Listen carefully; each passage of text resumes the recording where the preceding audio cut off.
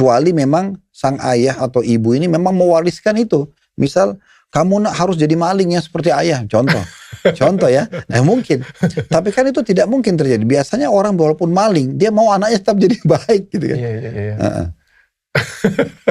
Pak Ustadz,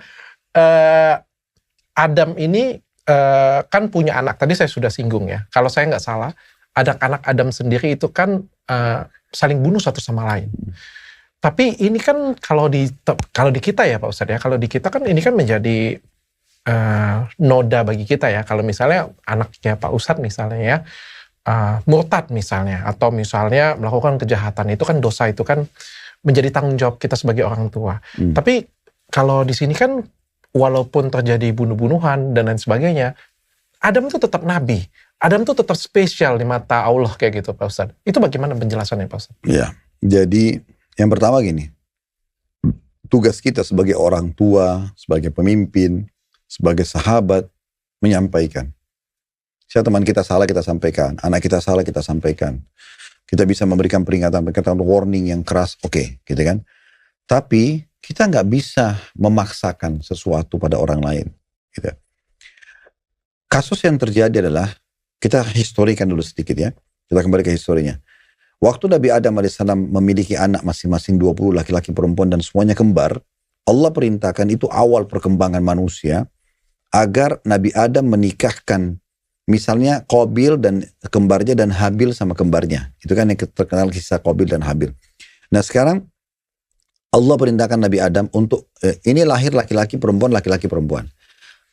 Nabi Adam disuruh nikahkan kembarnya Qabil menikah sama Habil, dan kembarnya Habil menikah sama kembarnya Qabil gitu ya, ini Habil.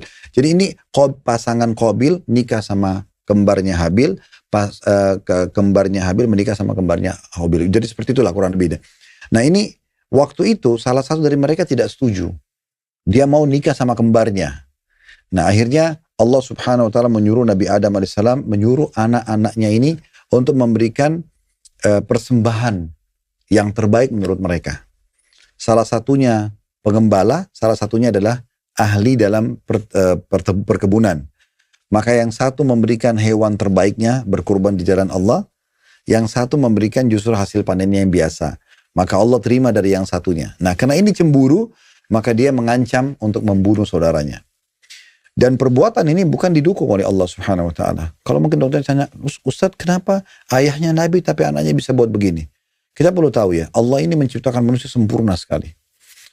Dan saking sempurnanya Allah memberikan kita potensi untuk berbuat kebaikan dan potensi untuk berbuat keburukan. Dua-duanya ada.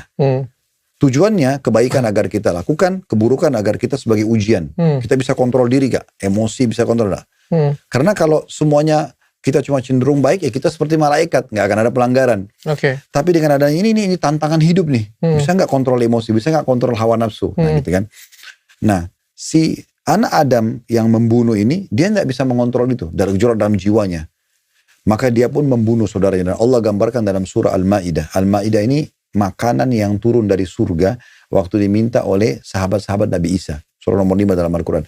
Tapi ada potongannya cerita tentang masalah Qabil dan Habil ini. Jadi dia bunuh saudaranya, dan setelah dia bunuh dia menyesal. Dia pun tidak tahu harus kubur dengan cara seperti apa. Lalu Allah datangkan satu burung gagak yang berantem sama gagak yang lain, satu terbunuh. Lalu temannya ini menggali tanah dan mengubur temannya.